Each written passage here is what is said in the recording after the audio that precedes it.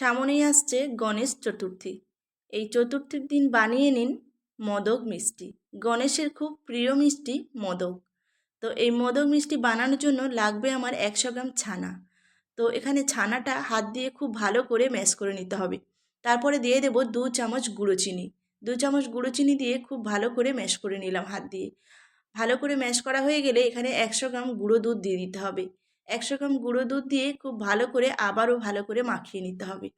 এভাবে খুব ভালো করে মাখানো হয়ে গেলে যখনই দেখবেন ছানার মধ্যে চিনিটা গুলে গেছে, গিয়ে একটু জলজলে ভাব হয়, তখনই প্যানের মধ্যে দিয়ে একটু নাড়াচাড়া করে নিতে হবে।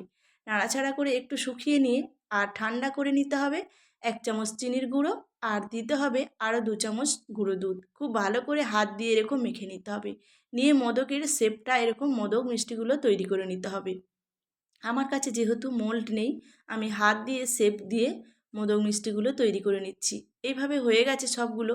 এবার একটা চামচের পিছন দিয়ে এরকম দাগ করে নিতে হবে। আর এখানে নিয়েছি একটু কেশর ফুড কালার। কেশর ফুড কালার দিয়ে এইভাবে দাগ দাগ করে দেব, তাহলে দেখতে ভালো লাগবে। আর দেখো কত সুন্দর মোল্ড ছাড়া দেখতে ভালো হয়েছে মোদকগুলো। যদি মোল্ড ছাড়া মোদকগুলো ভালো লাগে তোমাদের, একটা লাইক করে দিও। ধন্যবাদ।